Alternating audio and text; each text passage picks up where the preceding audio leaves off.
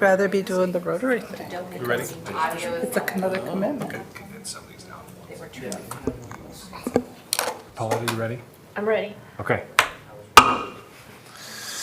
Good evening. We'll call the meeting to order. This is the time and place for the September 6, 2022 regular school board meeting. We'll do introductions. Joining me, board members to my right, Zach Wall and Bonnie Lowry. To my left, Karina Hernandez, Sarah Faltis, Leah Stanley. Joining me at the center table, Paulette Newbold, the board secretary, and Dr. Theron Schutte, the superintendent of schools.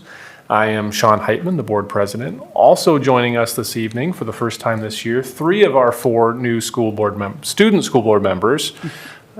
Abraham Madrigal Farias, I get it? Okay. Jackson Eisenbarth and Natalie Andrade. Did I get it? Yeah. Nice. Welcome, guys. You'll be giving us a little bit of information about yourselves later on in the meeting, but it's good to have you here and hope you enjoy the show and participate when you want to and are able. And there's our 4th, Yesenia Alvarez Zamora, our 4th student school board member. Welcome. Thank you. Sorry about the resort. That's all right. A couple more housekeeping items. We've got a pink sign-up sheet on the speaker's table for anybody who's here to give public comment or to speak to any agenda item. Please understand that per district policy and in order to comply with the open meetings laws, board members will not respond to any comments. Please also understand that Iowa law prohibits discussing specific employees of the district or their job performance. With that, would everyone please join me in reading the district mission statement? We develop learners who have the knowledge, skills, and positive mindset to successfully pursue a meaningful future through personalized learning experiences. And please stand as you're able and join me in the pledge.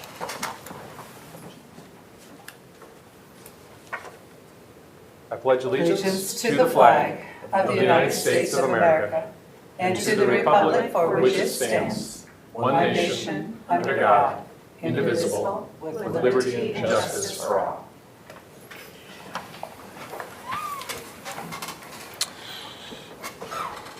Are there any changes to the agenda? There are not. Is there a motion to approve the agenda? Move to approve? Second. Lowry, Faltis. All in favor, say aye. Aye. Opposed, say no.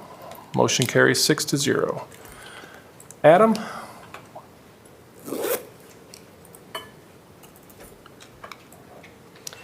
Good evening. So tonight we have Ann Jackson. She's the XLP teacher at Miller Middle School, and she was selected to a pretty exclusive program recently, the Society for Science Advocate Program. So she's here tonight to tell you all a little bit more about that. You can come on up, Ann. She's one of 2 in Iowa, 2 teachers in Iowa to be selected to that program, and one of 84 total in the entire nation. So. Congratulations. Thank you very much. So as an advocate, my role is to advocate for underrepresented groups in science competitions. And the reason I chose to apply for this program, in the past I'd done work with National History Day, and so I was pretty good at getting kids rounded up to do that. But I always felt that I personally was lacking a little bit in science, and so I wanted to increase my skills and be a better advocate for all students, and especially those that are underrepresented. So with the program, it started this summer. I got a trip to Washington, D.C. for middle school research science teachers, professional development. It was phenomenal. I'm in a cohort group that will meet once a month virtually. And then the society had me set 3 goals that I'll work through this year, and we'll go from there. So already, I would say I have probably triple the interest in science fair that I have in the past, so that's good. And it might just be me reaching out more, knowing that I have these goals to meet for the society. But I'm really excited about what this can do for students. Last year, I got to go to the International Science Fair, kind of a last-minute switcheroo, and just at that level of competition. It's amazing, amazing what students can do. And I know that our Marshalltown students can do that kind of work too, if they're given the right access and the right programming. And I think my role at the middle school level is essential to get them started on that path and to see themselves as scientists, as researchers. So, you have any questions for me? What do you need from us? Well, when I come back, I assume you need something from us. no, when I come back in April with some students who have qualified to be observers at the International Science Fair, I need you to give them a big stamp of approval to go down to Houston this year. That's where it's at. Landon got to go last year to Atlanta, and then this year I'll be in Houston. So I have big hopes for my middle schoolers. So right now, I think from my perspective in XLP, we're well-staffed, and we have the supplies we need, the resources we need. Mrs. Smith is a great leader for our team. And yeah, just be ready to give us a stamp of approval when we win.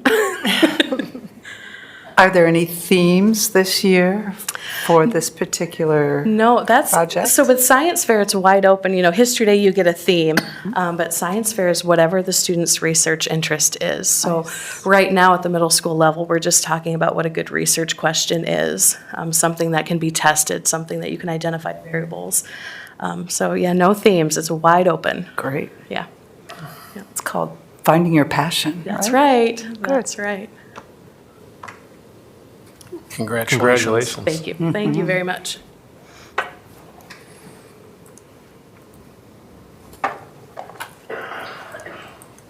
Moving on to the consent agenda, we've got minutes from the August 15 regular meeting. Dr. Ryan, any personnel items of note? No, sir. Looking at interagency contracts and agreements, there are several. Field experience agreement with Northwest Missouri State University. We've got a child and adult care food program agreement with the Marshalltown YMCA, YWCA, a clinical training agreement with Iowa Valley Community College District, an agreement or a non-disclosure agreement with ClassLink for open database connection, an Infinite Campus licensing, hosting, and support of campus yearly event, contract with Iowa Department of Public Health for the Sexual Risk Avoidance Education Program, an updated contract with Grace C. May Advocates, an agreement with Atlantic Bottling Company for Coca-Cola products, a musical performance agreement with Concord Theatricals for licensing Once Upon a Mattress, and an agreement with Junior Achievement Partnership proposal for programming for this year. Questions about any of those items? I would say I did have to assure my wife when I told her about this that Once Upon a Mattress is just an updated version of Princess and the Pea and not anything else. Sorry. There are a number of open enrollments. It looked to me like a lot of those were continuations. Yeah, and the reason there's a bunch all at the same time at this time of year in this case was a number of the districts were holding on to requests that had been made, which would have most likely come to us at an earlier stage due to the uncertainties with staffing and ability to accommodate. So a couple of our surrounding districts held on to the last possible minute before they ultimately made decisions. Paul, had anything to note in bills? We've got a donation from Modern Woodman with an approximate value of $720 to recognize elementary school district staff. We have one additional 21-22 graduate, so if she's listening, congratulations to Kalia. The Transportation Department would like to sell a 2008 Ford Fusion and a 2009 Ford Fusion. And we need to move the first meeting in October from Monday the 3rd to Tuesday, October the 4th. Any questions about any of the items on the consent agenda? If not, is there a motion to approve the consent agenda? Move to approve? Second. Lowry, Hernandez, all in favor, say aye. Aye. Opposed, say no. Motion carries 6-0. Pink sheet looks clear, so we're up to you guys. Come on up to the front table here. Why don't you wheel a All couple, of you. All of you. wheel a couple of chairs with Two you? of you can bring chairs, and then everybody will have a place to sit.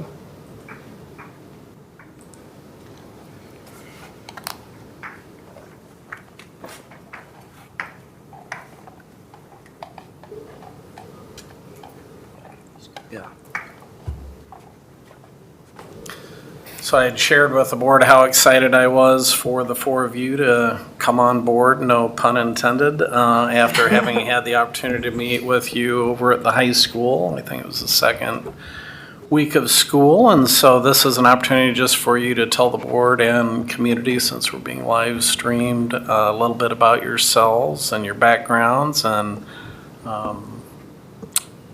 we're excited to have you be with us here for the 22-23 school year. So Jackson, if you want to start, you do need to talk on the mic, so it gets. Yeah, so like you were saying, I'm Jackson Eisenbarth. I'm a senior here at MHS. And just a few things I'm involved in are basketball, tennis, I'm in Big Brothers Big Sisters, National Honor Society, and STEP, philanthropy. So. And your parents are? Yeah, so my mom actually works here in the HR department, Jackie Eisenbarth. And then my dad is the principal at St. Francis here in town, Terry Eisenbarth. Any ideas on future plans beyond high school? I was thinking something in education. It's kind of why I wanted to be a school board rep, just to see, you know, if I wanted to do something in administration. Yeah, I was thinking education, so. You can like pick up and move the microphone. Oh, okay, that's Yeah. So my name is Natalie Andrade. I'm a junior. Some of the things I'm involved in are MVP, Mujeres al Éxito, and soccer. And yeah, I'm excited to be here. And your parents? My parents are Patricia and Antonio Andrade. And your grade? I'm 11th grade. 11th grade. Okay. Future plans, ideas? I'm- Even though you're just a junior, you've got lots of time. Yeah, but I it's am good. thinking about going to Drake and majoring in political science. Nice. My name is Abraham Magical Farias. I am a senior at Marshalltown Learning Academy. Things that I'm attending are IJAC. I work at Xenos as a server. And my parents' names are Ruben Magical Mora and Rita Maria Farias de Madrigal. And something I plan on doing after high school is attending MCC, and then later on probably going to Iowa. Nice. Very good. Well, hello. My name is Yesenia Alvarez Zamora. I am a senior this year at MHS, hopefully, and I'll be the first to graduate high school in my just immediate family, immediate household, so that's something I look forward to. Currently, I mostly am enrolled in academic programs such as Ann Jackson spoke about. I'm currently planning my Science Fair project, National History Day project. I'm planning to go in Poetry Out Loud and hopefully write a speech for the speech contest as well. And my parents are Ofelia Zamora and Manuel Alvarez. I think you had shared with me that you were part of Science Bound as well. Yes, I'm Yep. part of Science Bound, therefore I'm planning to go to ISU and get some sort of master's in some sort of science and afterwards pursue a career in medicine. Fantastic. Well, welcome, guys. Yeah. We let you have it easy the first meeting. You just got to talk about yourselves. So then, once we get going, we'll hear more from you. But it's great to have you. Thank you. Thanks. Welcome.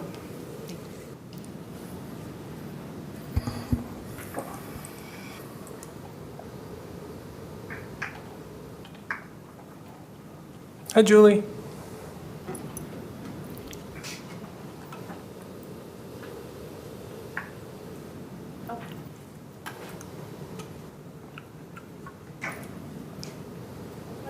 Aye.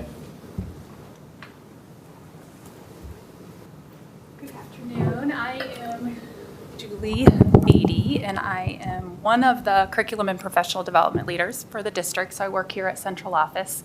And one of my main focus areas is the mentoring program. So I coordinate the mentoring program as well as work with specialist areas, so art, music, PE. You would have seen me last spring when we were talking about music curriculum. So tonight I'm going to share just kind of an overview of what our mentoring program looks like and how we're aligning that to the Department of Ed. So that's kind of how we'll get started. If we move the slides forward, you can see some of the language that comes from the Iowa Department of Education and what their expectations are for a mentoring program. And kind of there in the middle, it talks about promoting the excellence in teaching, enhancing student achievement, and building that supportive environment for our newest teachers, and improving the retention of promising beginning teachers. There's a link up there too. If you want to read more about it, you definitely can. So that is a live link. So that leads into what our Marshalltown Community School District mentoring program goals are. So we have 3 goals that kind of drive our work. So goal 1 is to establish that welcoming climate and clear expectations for what it means to be a successful teacher here in Marshalltown. We also work to establish the habit of professional collaboration, and then to practice and become proficient in the skills of self-analysis and reflection. And that really lends itself to whatever certified staff role you have, whether you are an elementary, secondary teacher, or you are a school counselor. Then you are working towards those goals within that role that you're serving. That helps us support those beginning teachers to meet those 8 Iowa teaching standards. So linked down there below, those 8 Iowa teaching standards and criteria is what the Department of Ed is basing the teacher licensing on. So those goals are supporting teachers in their work towards proficiency. So to help teachers as they come to the district, we want to differentiate and make sure we're meeting their needs, because we have different types or people that are in different places within their career.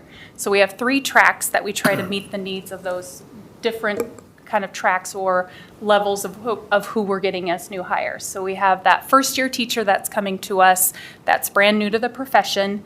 They're on that initial teaching license. And this year, we have 16 teachers. We also support that second-year teacher, so they're with us that second year. They're new to the teaching profession. They've had 1 year of experience, but they're still on that initial teaching license. So they have to have 2 successful years of teaching so they can transfer or convert that initial teaching license to a standard license. So this year we have 26 teachers that fall into that track. And then we also support new teacher hires that are veteran teachers. So they've had teaching experience in another school district, but they're a new hire to Marshalltown Community School District. So they're coming to us with either a standard license or a master teacher license. And we have 25 teachers that fall into that category this year. And then we also have 8 additional teachers that fell into that, but are not in the mentoring program because they were actually recent teachers who left the district and now have returned. So they already did the mentoring program when they were with us previously, and so we're just not having them repeat the mentoring program. This gives you kind of a glance at what the expectations are for each one of those tracks. So you can see if you're brand new to the district, you come in and you have a 3-day orientation with us before those pre-service days start. You can see that there are district mentor meetings according to what track you're on. There's a work session that they get to work with their assigned mentor teacher. They get to work with an instructional coach, specific times, and then also a key piece is our observation cycles. So they have 6 observation cycles that they'll work through with their mentor teacher, where they do a pre-conference, an observation of teaching, and then a post-conference where they reflect on what they saw and set goals for their growth. There's a link down there at the bottom as well for kind of it gives you a little more in-depth overview if you're interested later. So supporting our newest teachers, this gives you kind of an idea of what one of the things that we do as we support them within mentoring. So our new teachers, This is a graphic that shows you some research that Ellen Moore did. Was the founder of the New Teacher Center, and she did a lot of research around the phases of what new teachers go through. So as I build the mentoring district professional development, I build it around kind of where teachers are at and where they are feeling, where their attitudes are. And then we also do a book study. So each new teacher gets a copy of the book that you see up there, and it builds in strategies to help them within their teaching practices move through that phase of how they're feeling to better support their growth.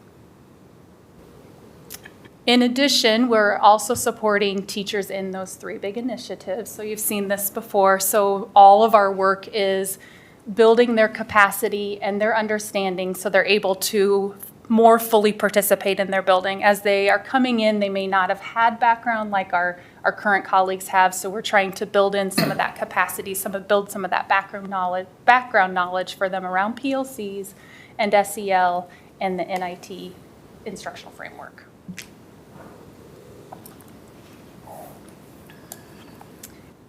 And I wanted to talk a little bit about one of the items that we have just recently started to think about. NIET released some findings for what the best practices are for effective mentor programs. So they came out with 3 strategies that you should be aligning your mentor program to. So we have been studying these. These came out last fall 2021. We've made some changes this year to help us better align and make sure that we are using those research and best practices. One of the changes this year that we've made is a better alignment between matching mentor teachers with new teachers. In the past, we were partnering them with someone outside of their content area, but after reading this finding and this research, it's better to partner them with somebody within their content area or a similar role. So we've made that change, and we'll continue with that over the next couple years.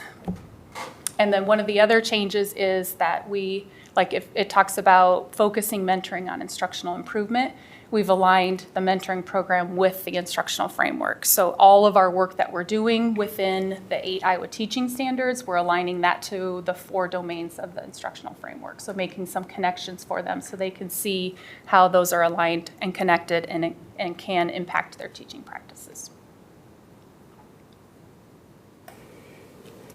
A little bit of data then for you. We have TLC goals that are related to our mentoring program, so teacher leadership and compensation program.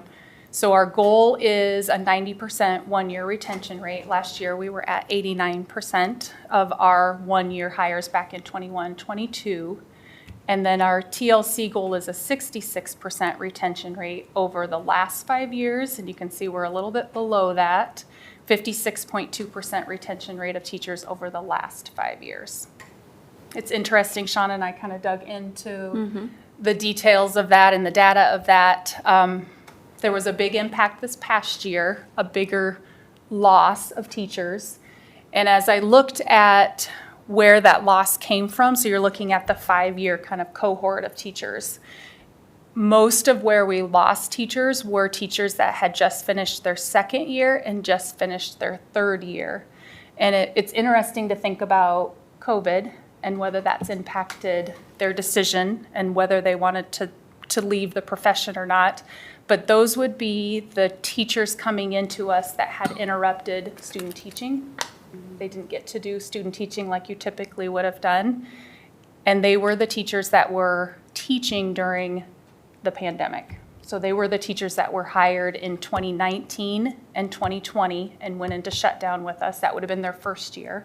And then teachers that started with us during the pandemic. So just kind of interesting to think about that. And then to give you kind of a view of, we're back to that little table down there. This is our new certified staff numbers over 3 years within each track. So you can see typically where our 1st-year teachers are, and this year it's interesting, we have less 1st-year teachers, and then our 1st-year experienced teachers, so those are those veteran teachers coming to us with a standard or master license, and there's a huge increase this year. And then our 2nd-year teachers kind of have stayed stable. But I think that we can connect that to the decision to remove the years of service when hiring. And so we've had a huge increase in hiring veteran teachers because we were paying them for the years that they have. Yeah. And I think I mean, Sean and I have talked about that too. We really feel like that's going to pay off in the future. Those will be teachers that are coming with experience, have already been teaching, and are probably not likely to leave the profession. They've already decided this is what they're doing, but they were interested in coming to Marshalltown because maybe there was a pay increase or there was something that was that Pulling them here. Yeah, pulling them here. Any questions? Have you done like a survey or something for those teachers that have stayed to see how this mentoring program was beneficial to them? I have. So I do a survey kind of at the end of the year. So last year, this is my third year in this position. So last year was the first group that I'd had the full 2 years. So yeah, I do have survey information that went through like kind of a Likert scale where they could say how disagree to agree on how the mentoring program met. And most everyone they were agreeable that it was meeting their needs. Yeah.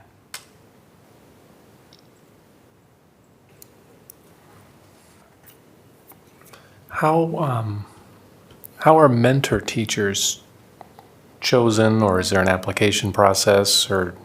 Yeah, great question. So they're part of our teacher leadership program. So they have to apply to be a mentor. They have to have principal recommendation or approval to be chosen. So they go through their application. There's a rubric that we score their application on, and then the principal has to also approve on that. And then they also then need to complete mentor training. And then they're approved by all of you. Yes. That's the part of it I'm familiar with. Yes. Do we have a lot of teachers who just kind of repeatedly sign up to be mentors? This is something they really enjoy doing, so we've got kind of a core group of... We do have a really nice core group, and then I also have been doing some recruiting over the last couple years to try to get a more varied, because we're changing and when a new teacher comes in, we want a mentor to have a similar role to them. So we're kind of recruiting in those areas that maybe didn't have mentors in them, or people that weren't thinking that maybe they could be a mentor. So it's a more varied group now too, of mentor teachers. Good.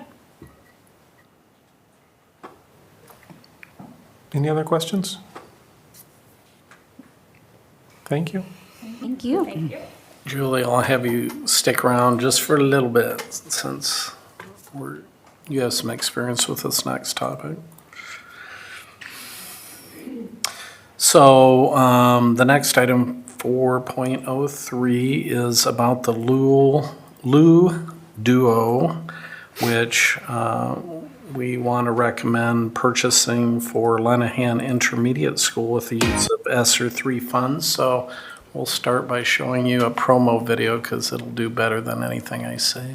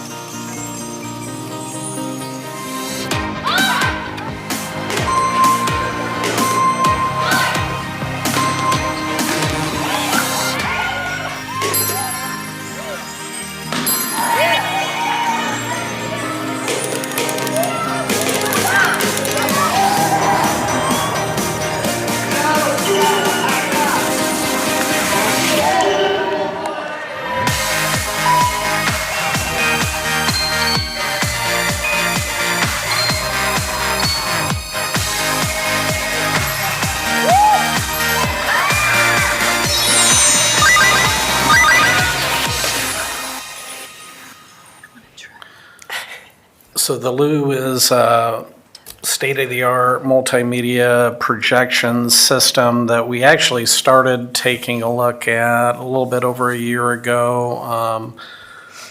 I worked with Julie to talk with the elementary and intermediate physical education teachers, because typically gymnasiums or auditorium spaces that might have significant stages are where they're implemented across the country or world, where they've been installed. Actually, there's only, I believe, 3 of these systems in Iowa right now. Southeast Polk is putting one in an elementary school. Jefferson or Greene County has one, which our teachers went and visited and observed and talked with the teacher about the implementation there. And then I think Olwine is the other community. Our hopes were to be able to use ESSER 3 funds in order to support the purchase. And initially, we were probably leaning a little bit more towards the elementary, but as we did walkthroughs with the person that we're working with from Tierney, who also, or now Bloom, who has worked with us on the Lenahan audio enhancement installation. As we walked all the buildings, we found that in at least 2 of the 6 elementary schools, they may be deemed cost prohibitive because of the ceiling structures, the age of the buildings. They don't have drop ceilings, so we'd be going kind of into the unknown, and it's hard to predict what expenses might be associated with that. The other thing that we looked at the elementary schools were, okay, if 4 of the elementaries, or 3 or 4 of them are okay ceiling-wise, maybe the other 2, we could go with a portable loo system, which is a tear-down, put-together type of thing. And as we looked more and more into that, we felt like it was pretty labor-intensive and was probably at least a 2-person put together and take down versus 1 person being able to easily do it. So from that standpoint, we looked at Lenahan because 2 things. One is Lenahan is a computer sciences elementary model state school with technology. So from that standpoint, it made sense to introduce it at that level. And then the other is that all of our kids go through Lenahan. So everybody, once they get into 5th and 6th grade, would have exposure to it. I would say it predominantly would be used in physical education due to the fact that it being located in the gymnasium, but one of the things that we really like is there's curricular applications for pretty much all the core contents and some of the other exploratory areas too, so it does lend itself to the ability to collaborate or to team up between the physical education department and the other core areas there. And Julie, do you have anything you want to add to what I've shared, or based on your experience? And I think you went to Greene County, didn't you, to visit? I did not go to Greene Oh, okay. But the only thing I would add is just the amazing engagement that it has for kids to pull them in, and maybe kids that aren't necessarily as interested in physical activity. It just has that component to it that's just really engaging. And it also, like what you talked about with the cross-curricular, it really focuses on that critical thinking. There's a gaming aspect to some of it where you have to think critically about strategy. So it's, I think, a perfect fit for 5th and 6th grade. And the Duo will, as it says, provide dual projections. So our intent would be to project under where the main baskets are in Lenahan on both the north and south sides, so that you can have twice as many kids using the system at once. And I know that both Mr. Butler and Ms. Moberly or Mrs. Moberly are really excited about the prospects of having this implemented at Lenahan and available to them to use with the kids.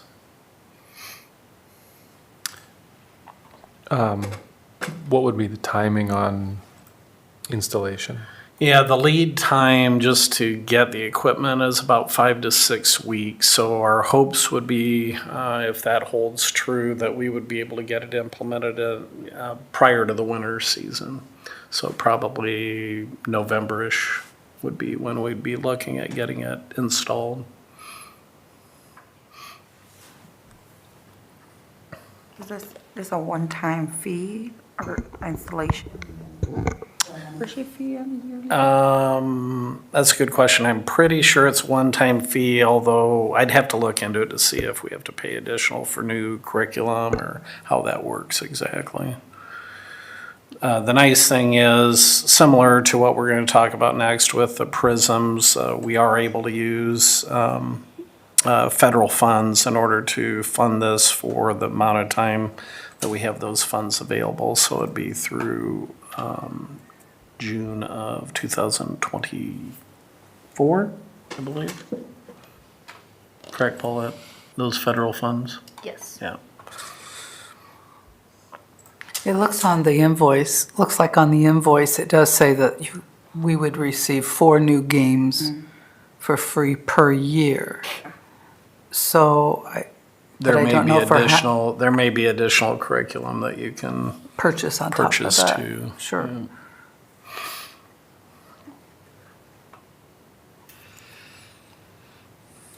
Yeah. Are there other questions? Once again, I think the quote expired. So has somebody extended Yeah, it? so there was a need for me to sign prior to September 1st in order to avoid price increases that Lou had been implementing, and I had sought the opportunity to have that deferred until we had our board meeting, which they would not do. So I signed on the hunch that hopefully I could get you to support this recommendation, but Sean's signature is the one that will count in terms of making it real. Do we know how long, I mean, this type of equipment would typically have a lifespan, associated with it? Do we know approximately how long that lifespan would be for this type of equipment?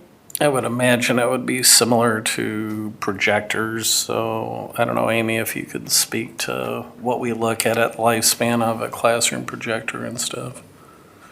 We normally go 5 to 8 years. It all depends on updates and that sort of thing. Sometimes you can keep things going even if, as long as it's not plugged into the network for longer than that. But we just have to see security and that sort of thing. But I'd say comfortably 5 to 8 years. Okay.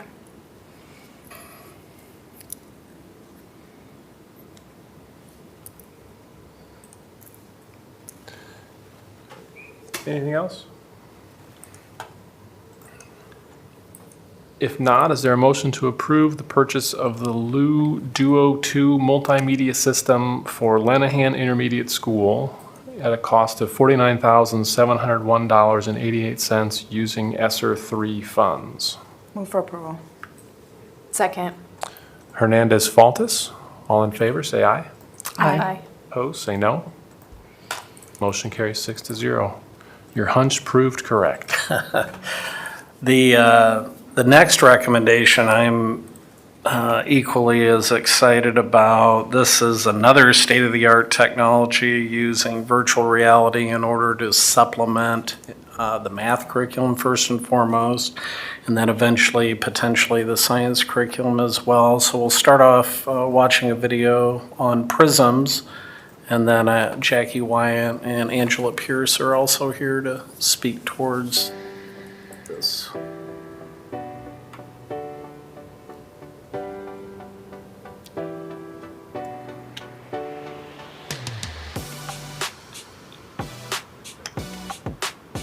Be ready to have your world, a little bit more of your world change than you're normally used to. Whoa, look at that virus. What happens if I touch it? Help your lab, city, go. It was so exciting. While I was in there, it was so realistic. I was able to visualize and to interact with things that I normally wouldn't interact with in class. Within the span of 3 weeks, a lot less people have gotten infected by now. Week 1, week 2, week 3, and week 4.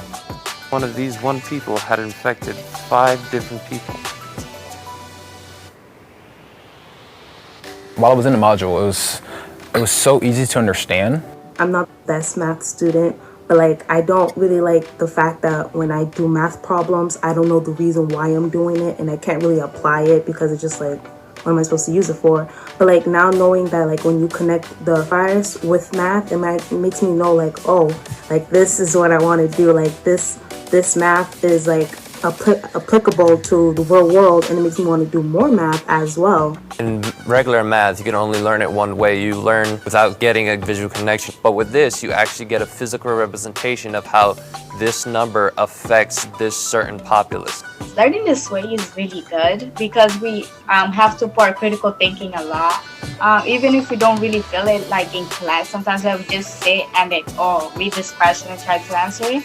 We actually have the opportunity to visualize it and like play with it the way that we can understand it better ourselves. I really felt like there was a direct line to learning math in a real world sense. So when a student is trying to understand an abstract concept, PRISM actually defined it so that they can take and manipulate items to see what that means. It really captures what students want in this generation as far as how they interact. I know that our students are looking for more hands-on opportunities to learn, and the PRISM actually allows them to expand how they are going to grasp those concepts for other kinds of things.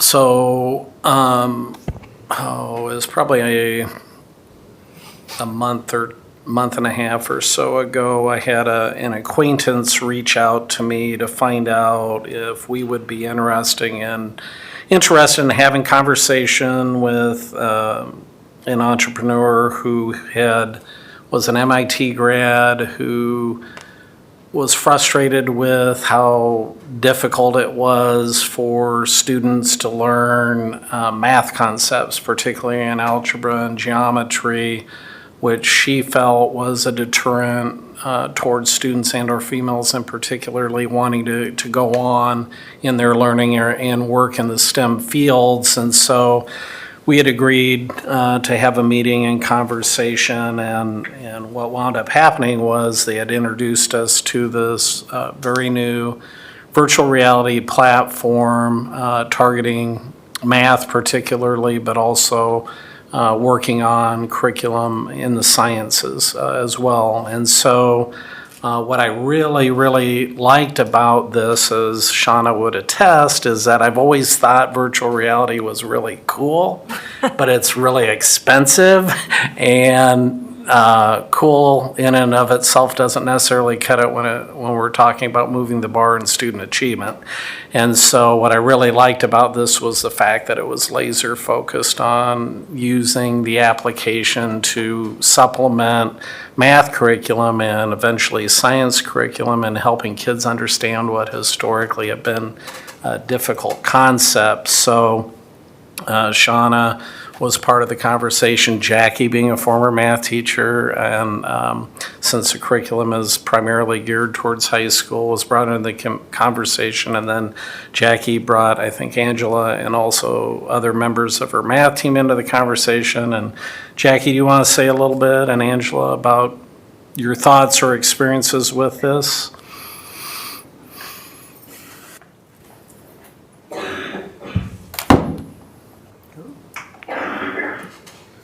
Try it out. So we did bring it here. If anybody wants to take it home and play with it, is that user friendly? Yeah. You just put it on and you start it, and the first thing you do is a tutorial, and that's what we did. Is that what you did? That's what I did, yeah. Yeah. And so many of our team members have taken this home already and tried it because we think it's a great thing. And what I liked, I'll let Angela speak to this as well, the concepts, for example, in algebra hit some of our what we call priority standards in mathematics. So they would bring alive, in algebra especially, some concepts which seem kind of nebulous to students. And I remember there was one that I had to sort out all of this recyclables. So it's real world. So I was picking up things and putting them in the right bins, ones that were truly trash, the ones that were aluminum, that kind of stuff, the ones that were food products that could be composted.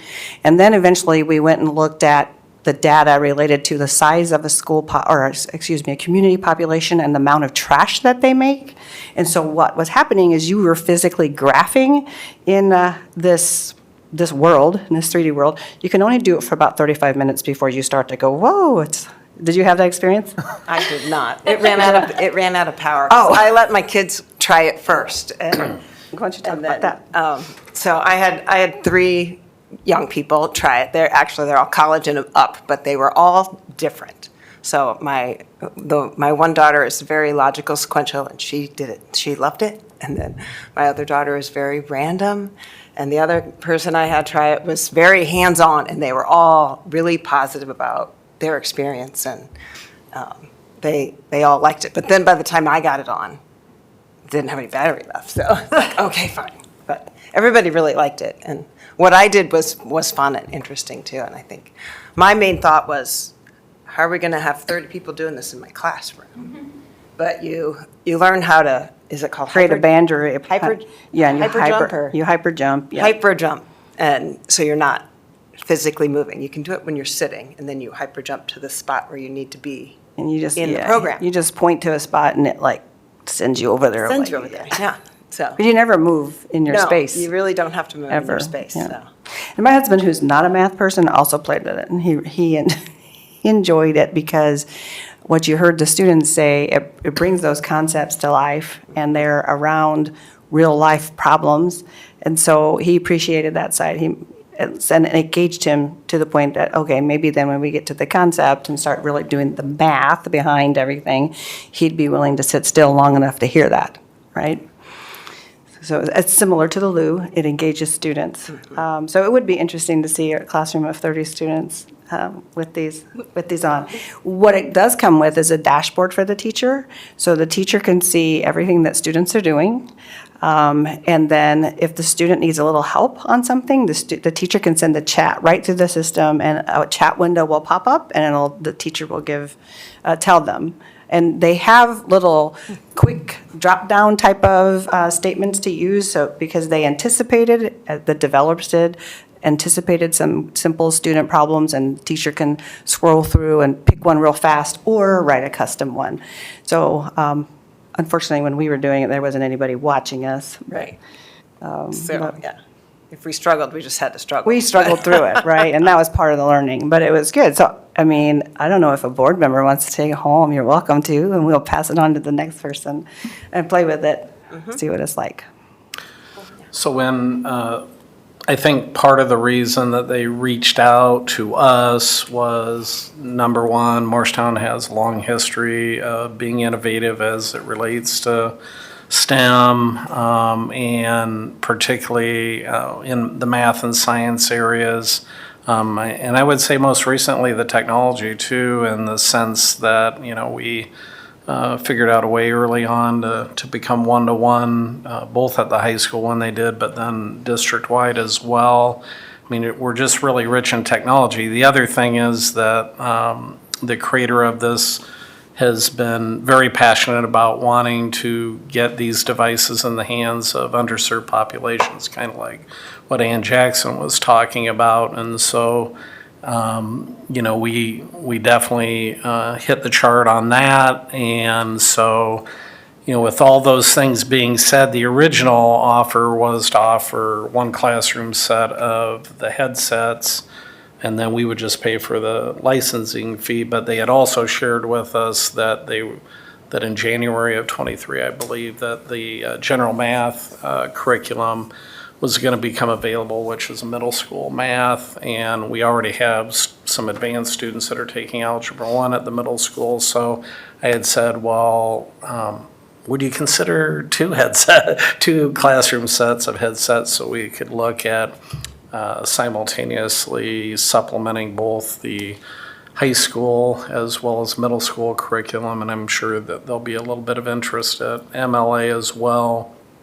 And so they met on that, and they decided, with us being the first Iowa district to potentially implement this, that they would offer us 2 free headsets, and then we would pay for the licensing of up to 900 students. So anyway, it's a great deal. As you can see from the contract, we're essentially getting $24,000 worth of headsets for free in order to implement this here in the the coming year. There will be an annual licensing fee, and as you can see, that generally is going to run about $11,000, which is about what we pay for most any other licensing for a variety of things. So super excited about this opportunity. Hopefully you are too. And again, this it's another way that we can differentiate ourselves from others by embarking on this. So this is targeted to Algebra 1? Is that the? You can actually do algebra or geometry, but we have a lot of students in algebra. And so, Angela, you're looking at using it as a classroom curriculum, as a lesson plan sometime throughout the week, or how do you envision using this in your classroom? How many modules did they have set up? I think there's five. There's five modules. Per subject. So, we would drop it into the curriculum where it fits as a supplemental piece. And so hopefully, we're probably going to miss the first module because we haven't had training yet. We don't have the stuff. And so hopefully we can get at least three or four modules in, probably only three, once we get the materials. There's professional development to help teachers with the curriculum and the pacing. Yeah. It's really intended to be an introduction to a concept versus something that comes after the concept's been taught. So that hook, right, to get kids interested in it. And so things like graphing a line, identifying a line of best fit in a scatter plot. What does it mean to be a slope? So there's just one that's in Japan with the bullet train, speed train there in Japan, and they have to figure out the stopping speed of that train in different weather, and that leads them to the concept of slope. And once they start to see that, then you can go into the formula for slope. But the formulas and things like that, the algorithms that we're used to in algebra are not introduced first. The concepts are introduced first, and there's a lot of diversity around those. And they're real things, like the train in Japan, or in geometry, they were doing homes over in Africa. I don't know if you've heard of Sukap. Anyway, they send over their grain bins for homes in Africa because they can put them all in nice little circles, and they're real easy to put together. So that was a geometry concept that they had going, and one of the modules for geometry was area, and how to get the best area, what the circumference has to be of the circle and things like that to get the largest square footage per home. So with one classroom set per, the high school and one at middle school, eventually, they'll need to be shared amongst the teachers, so they'll need to schedule or stagger out when they would use it with their kids. And again, I think once the science curriculum comes on board and we have an opportunity to have them observe what's available and be trained, I don't think there's going to be any problem with moving these around amongst a group of teachers to provide access to the students. And middle school will be the same way between math, and I don't know if they'll be working on science down the road. I've spoken with both of the teachers at MLA for math and science, and they feel like because of their way of delivering things that they probably would only need a couple headsets in order for their kids to use them throughout the year and that sort of thing. So,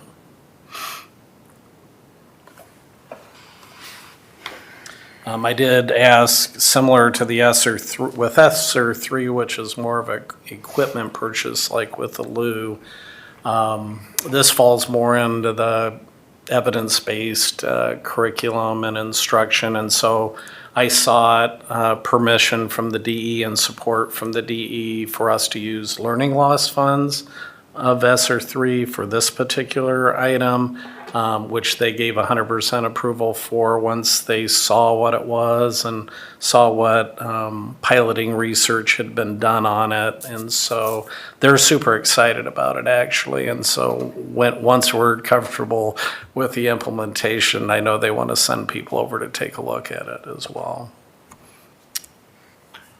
So this contract says it's a 12-month, one-year contract.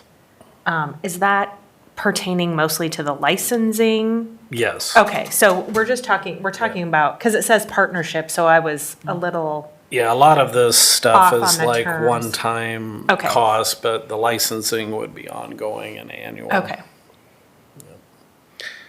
And the license covers any and all curriculum that's available for it at the time, so that But I they imagine. did say any new one coming out would be automatically put on there. Okay.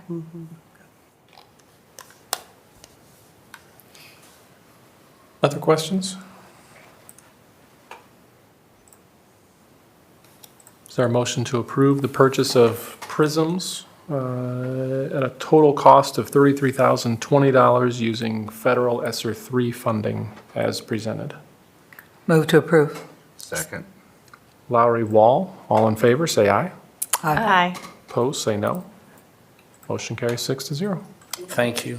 Thank you. Nobody wants to play with that? I don't know. I was gonna say, they- I take it home? Yes, you may. All right. Does he need to charge it first? I don't need to. When you put it on, it will tell you what the power is. And then you just plug it in like you plug your phone in. Sounds good. Thanks. Enjoy playing. Can we get a video of you using it? Yeah.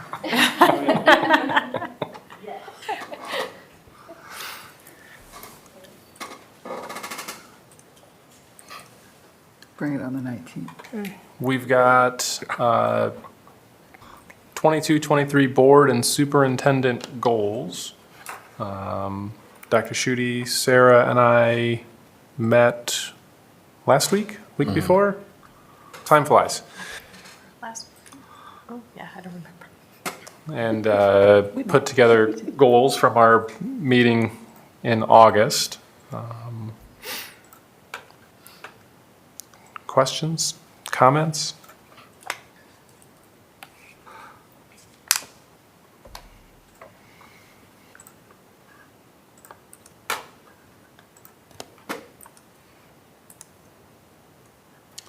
I guess I would say I thought it was good that our goals and Dr. Schutte's goals are sort of aligned pretty nicely. So.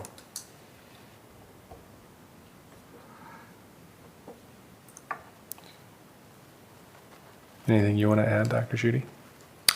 No, obviously some of the goals were carryovers. For example, the one on the communication marketing plan, as it was previously written, was to develop one, and this is focused on the implementing of the plan. And as we talked about the meeting, we're in a position of needing to revise the district's strategic plan for starting next year, so the timing is perfect for that as well. And the biggest, goal is obviously our focus on continued focus on student achievement, which we are going to make sure to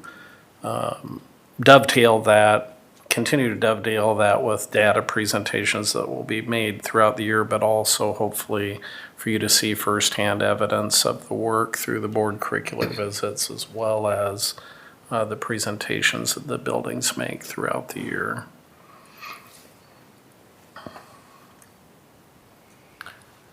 Looking at the board's goal, second goal, C, earning the IASB Team Learning Award, if we would have access to, I understand we get points for certain things and participating in learning activities. Mm-hmm. If we could have a list of the possibilities of learning activities sooner rather than later, it would help me, I know, to look at my calendar and see how they fit in. Sure. And help me to organize myself as far as the learning opportunities. I think it's a good goal to have. I think we need to continue to be lifelong learners, and this is one opportunity to do it. And now if we had a menu to choose from to get there, that would be awesome. Yeah, on the IASB website, if you I think it's Learning Hub. You will find their kind of list of all the different things that qualify as activities, whether they be at the board table, within the community, and your involvement there. And I try to capture all of those when I submit to them what our board has done. And then the other part, of course, would be on any formalized learning, which is also listed there, not specifically by date when ISB is going to make their things available, although they tend to become available around the same time each year. But I think they are going through some changes with that. But looking at their events in terms of different things beyond just the annual convention that are available, there's some things online that you can do yourself that are available. And then I try to push out to you as I see them, any of those types of things that they promote through their newsletter, which I think all of you guys get too. So, but yeah, there's a little book, multi-page booklet that goes through all the different things that count for points. And I can make a point of downloading that into a PDF and pushing it out to you That would be to make helpful. it easier. Yeah. I think to add on to that, I guess I haven't talked to Dr. Schutte about it, but there's podcasts they do put out, like 5-10-minute podcasts. They're pretty, I get a lot of information out of too that would qualify for learning also, I know, according to their website, so. Yeah, a lot of times they do those for during the legislative session and advocacy, and so they're well done and they're relatively short.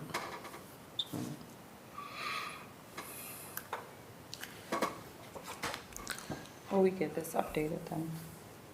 Yes, we'll update your laminated placemat. I guess to build off of her question, is there anything as a board we could do to enhance learning opportunities besides what the ISB offers as a board?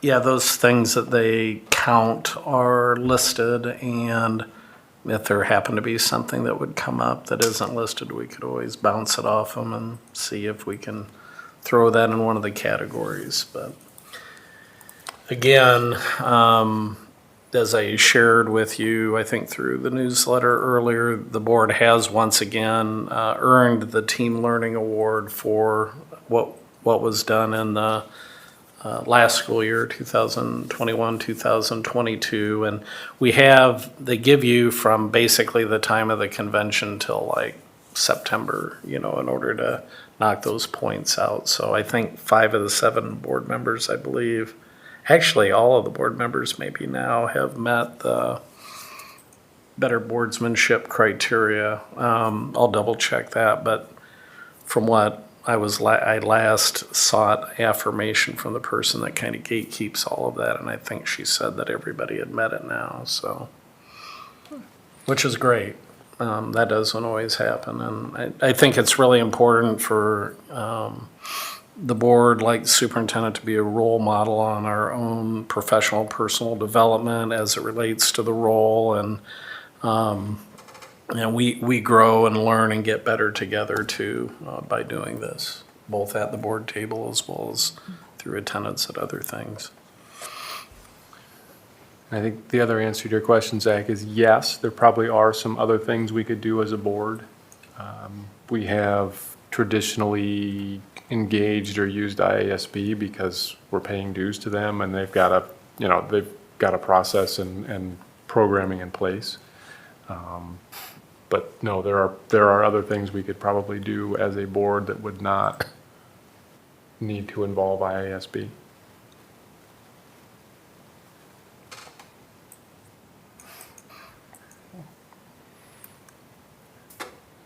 Other questions or thoughts? Now, is there a motion to approve the 22-23 board and superintendent goals? So moved.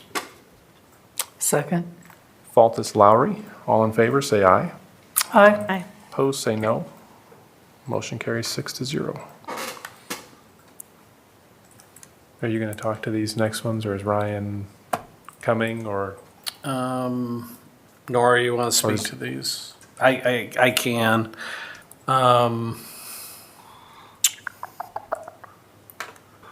Let's see here. Okay, so Ryan came before the board before to talk about the implementation of some new programming. One of those things was to formalize a girls' wrestling team. So this first position is that of assistant wrestling coach. So it'd be assistant to the varsity wrestling coach whose primary responsibility would be on the girls' portion of the wrestling team.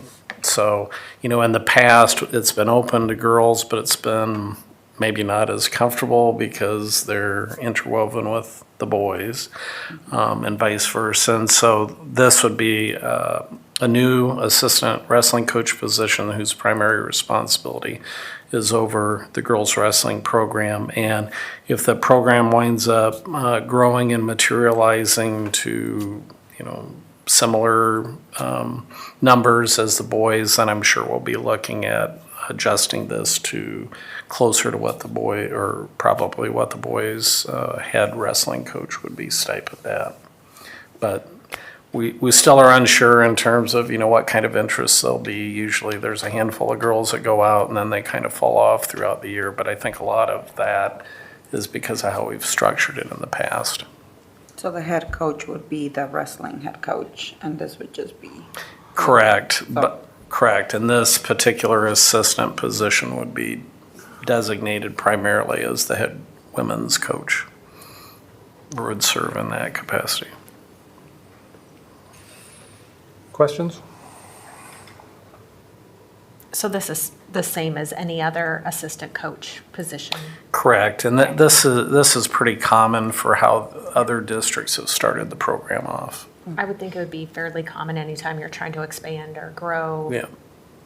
a program into its own area. That makes sense. Conversations have occurred.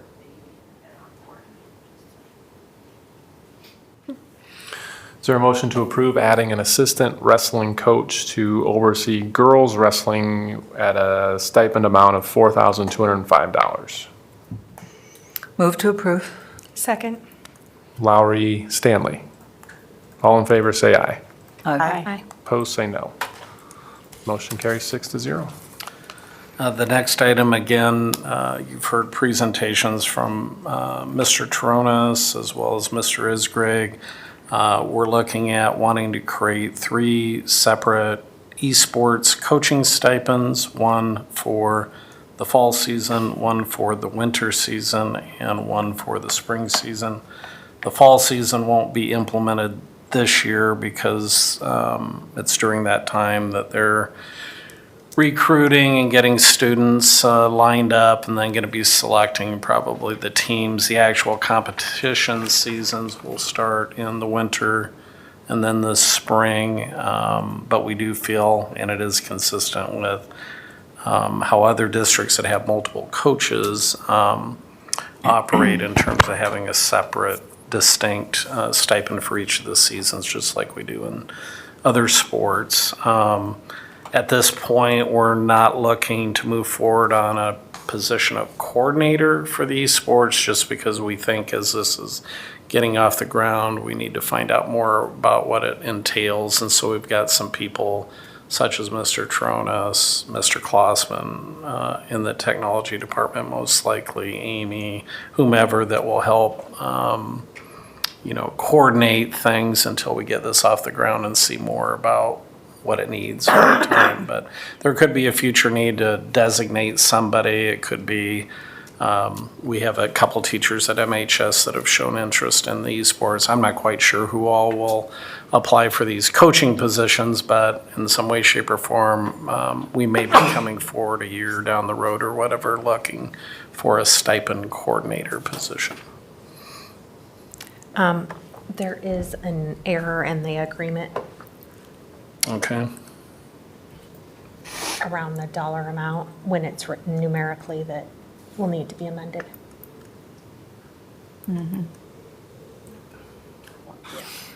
2,000? 1,294.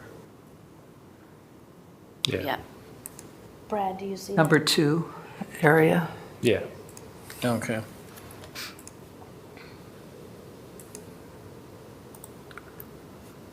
And as Nora said, with any of these new positions, we sought initial agreement through memorandum of agreement with MEA, and then we'll formalize those in the spring with negotiations.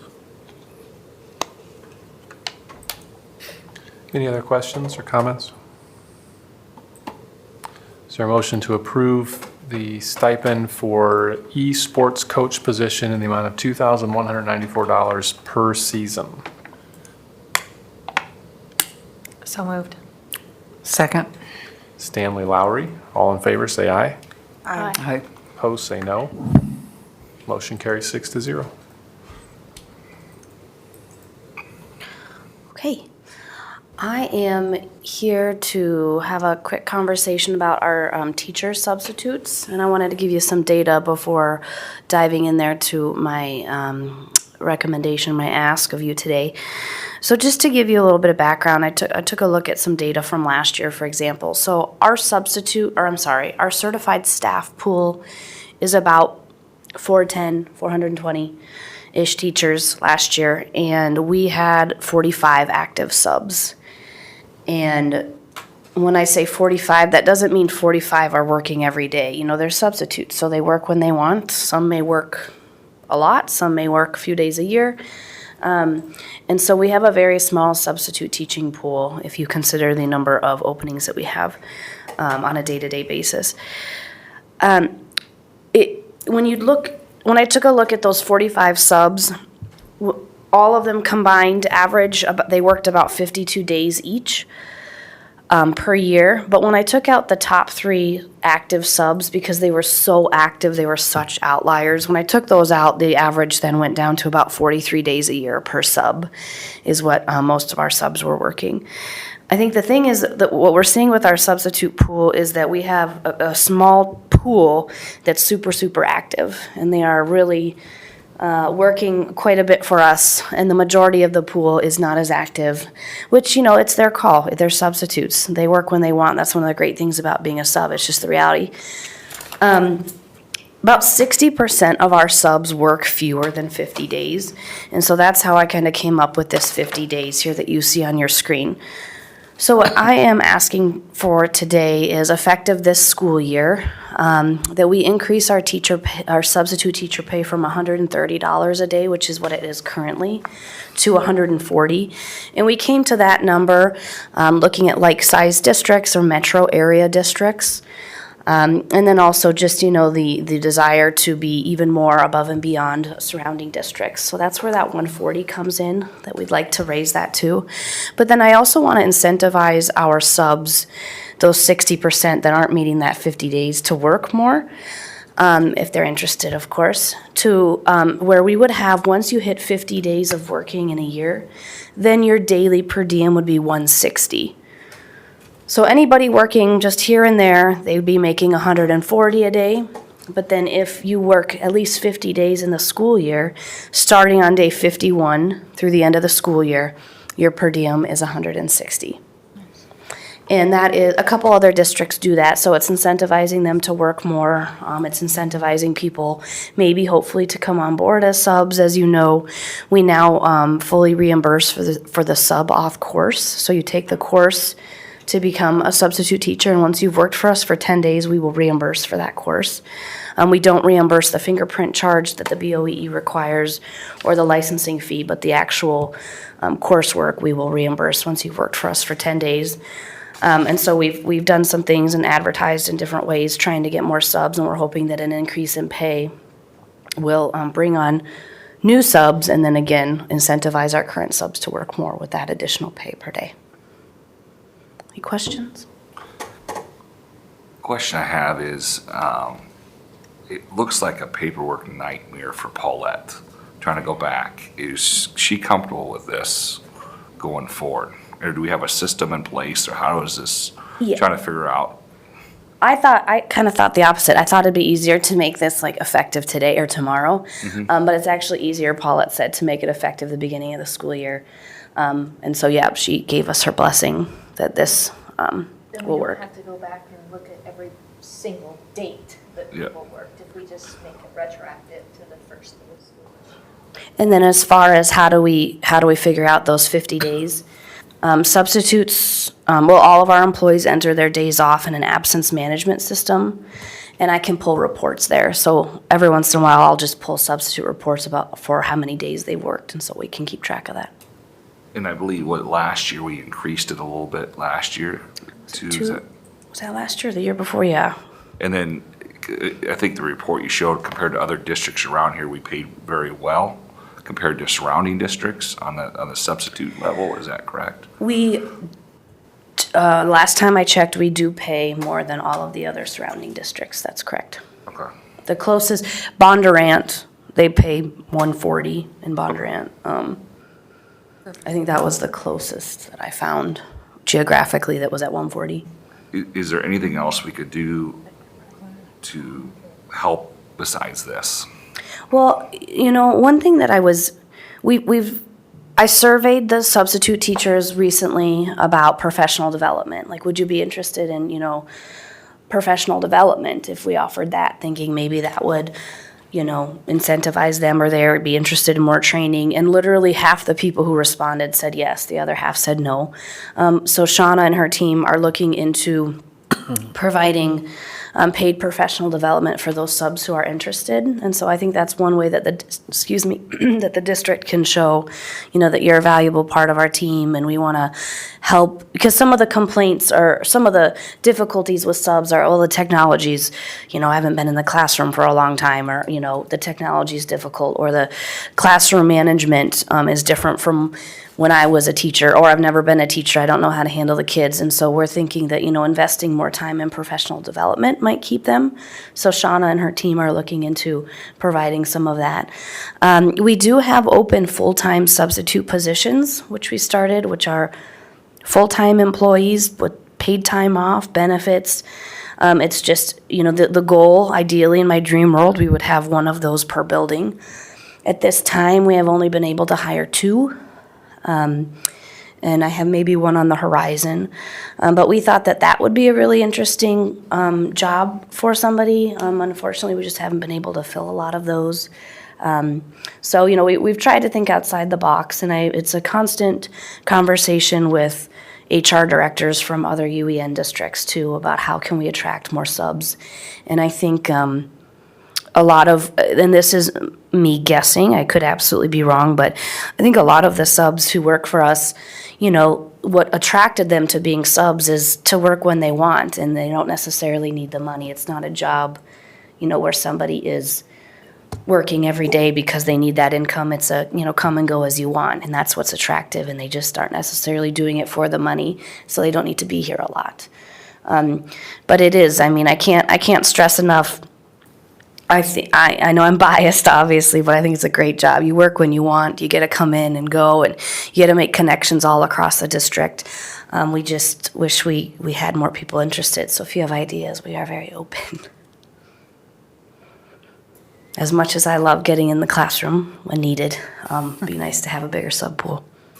Well, the move to, there are some benefits to being a full-time sub versus probably a full-time teacher or what have, but, the challenges that we've found filling those positions are no different than any of the new positions we created to help support students and staff. If you're struggling because of the teacher shortage, hiring to replace people that you already had, it's going to be just doubly as difficult with new positions and stuff. So, but we're going to keep plugging away, and to Zach's question, yeah, we absolutely want to continue to be at a extreme competitive advantage as it relates to other area schools when it comes to hiring substitutes, and I do think it's realistic that we could get them as far as Bondurant potentially too.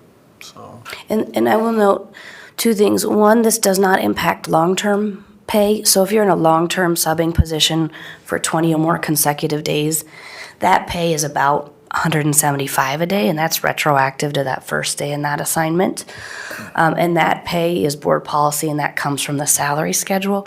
So this is not speaking to the long-term positions where you're covering for someone's knee surgery for 6 weeks, or this is just the day-to-day subbing from 130 to 140, and then, like I said, that 50-day mark, then it goes up to 160. The other thing I forgot to mention was our fill rate. So what does that mean when we don't have a substitute? And that means that our teachers and our principals and our central office staff who are qualified step in. And unfortunately, this happens way too frequently. And it's a big budget item because we pay our teachers once they've covered for a colleague and they've missed their planning period, they've missed their prep. Starting with the 4th occurrence per year, we pay them each time. And so, ideally, this increase could, offset some of those costs because we have more people coming. But on a day-to-day, I just pulled 3 random weeks, one in January of last year, one in October, January, and April. And our fill rates, meaning of the absences that we had of those teachers who needed subs, because not every teacher needs a sub if they're absent, depends on their position. But for the positions that needed a sub, our fill rate was only 21% in the week in October and 39% in January and April, meaning, 60 to 79% of those jobs were unfilled, meaning those other classroom teachers and principals and central office staff we were covering. And so it's a big burden, and we think that this might be able to help the problem alleviate it a little bit.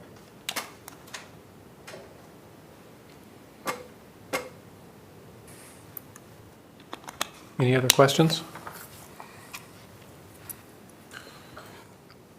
Is there a motion to approve the increase in substitute teacher daily pay from $130 to $140, and an increase in the per diem to $160 per day after 50 or more days in any one school year, as presented? So moved. Second. Was that you, Karina? Wall, Hernandez? All in favor, say aye. Aye. Opposed, say no. Motion carries 6-0. Thank you very much. Thank you. Thank you.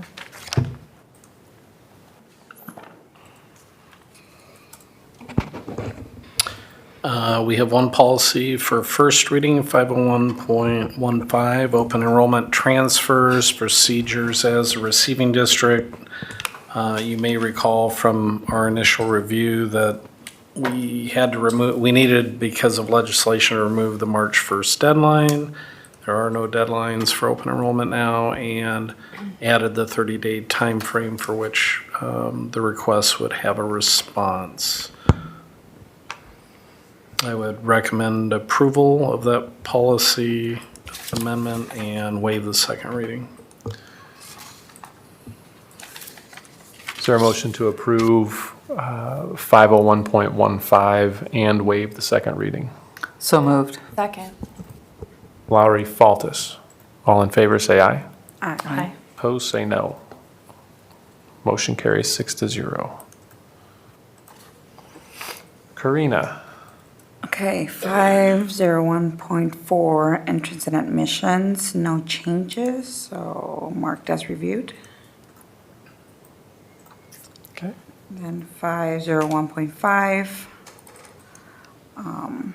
there's changes in the, what is it?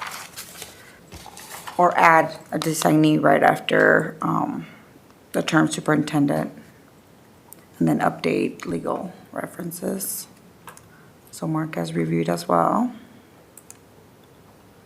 And then 501.6, no changes other than the cross-reference in the bottom. So mark as reviewed as well. Does anybody have any questions for Karina? I have a couple. On 501.6, it talks about, kids transferring in. It talks about that if the students were expelled or suspended from the previous school, that the district will only be the district will only be enrolled after approval by the board. Is this standard practice that we take on kids that have been expelled? No, typically we require them to fulfill the length of the expulsion before we would consider it. Okay, okay. And then the other question I had was 704.4, which is the gifts. What, I guess, why 250? Where'd this come from? Is it just ISV or where? This has always been our practice. We just didn't have it in writing that any gift to the district of $250 or more would be brought before the board. It's probably as much to provide just recognition for the donors as anything. Okay. And again, I think we just picked up on the fact that we didn't have an amount in the policy, so we just wanted to put the amount. And we had to, Sean might remember, we had discussion on this last time that it came up to review, and, you know, should we increase the amount before it comes to the board, or, and I think the feeling was just leave it at the 250. And again, it's as much to thank and recognize whoever's making the contribution as anything. Yeah, it is a good way to make sure that someone making a contribution or donation gets some recognition at the board table. Any other questions on, let's see, 501, 4, 5, and 6 will all be marked as reviewed. And then 704.4 We'll come back. will need to come back, yeah.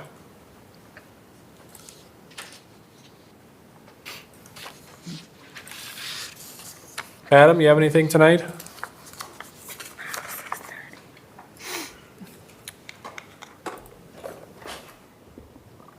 Hello, yes. So I'm happy to report I've been able to review and give approval for several of those template pages for the design of the website. And Leah, I wanted to let you know that I did take a look at examples they provided for tablet and smartphone view, and they are specifically designed so that they will fit into those formats, which is excellent. So I remembered when they were showing me that, I was like, yeah. So so that's good to know. But so far, it's homepage, generic interior page design, forms, or we can use for surveys or questions for the community, anything we might need to gather information for. School landing page, department page, calendar, staff directory, the new digital backpack page, and then of course the 404 error page, which is important for any website to have. So I just wanted to give that update. So otherwise, we've got school pictures here coming up over the next rest of this month, and we have retakes next month. So that calendar, that table of events is shared out publicly. We've got it at the front page of our website. It's been shared with parents, and we'll continue to remind the community of those dates. And here coming up on September 30th is homecoming. That's the homecoming game against Des Moines Lincoln. And the dance, of course, would be the next evening on Saturday, October 1st. Will there be a dedicated page for alumni? There will be, yes. Okay. Yep. Thanks, Adam. Thank you.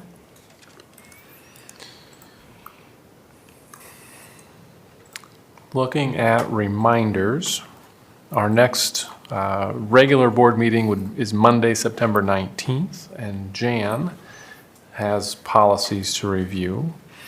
Committee meetings are starting, so keep tabs on that so you know when and where you need to be. No committee reports for this evening. Any items or anything for any future agenda?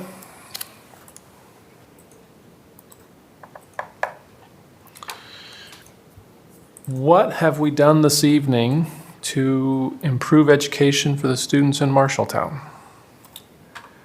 I think early on, in the bills or consent agreement, something there, approved, where were we at? But junior achievement another year contract, talking about financial literacy, teaching young kids, high school kids, middle school kids, important of finance is key, and Dr. Schuette's done a great job implementing that in our school system, and we're partnering with the community to help teach financial literacy.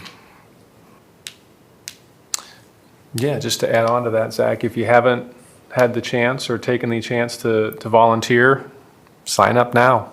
It's a fun thing to do. It really is. Zach, you've done it, haven't you, Zach? I've done it. I know Bonnie has. Has everybody I had a didn't do it chance? last year, so this will be. Do it. Yeah, there's also an opportunity, I think, in October. They're looking for volunteers, a willingness to help at J.E. Biztown, which our sixth graders go to. So if you haven't done that before, That's also fun. that's a lot of fun too.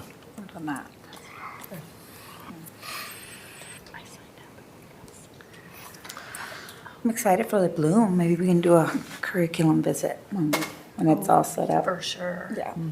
Yes, that'd be fun. And I really like the fact that you mentioned, Dr. Schuette, that everybody will be able to experience that because everybody goes to Lenahan. So that's a good point. Makes the kids think quicker on their feet, just watching the video. You know, and that's a crucial life skill to be able to think fast, Engagement. problem solve. We did introduce a lot of new technology that's going to be, I mean, really, when we look at our mission and we're talking about that personalized learning experiences, I mean, the technology that we approved tonight is really moving that bar again forward for the whole district. It'll be exciting when we can showcase it to others in the state once it's up and running and our students are familiar with it and they're comfortable with it, and they're the ones that need to showcase this new product and how they're engaged with it.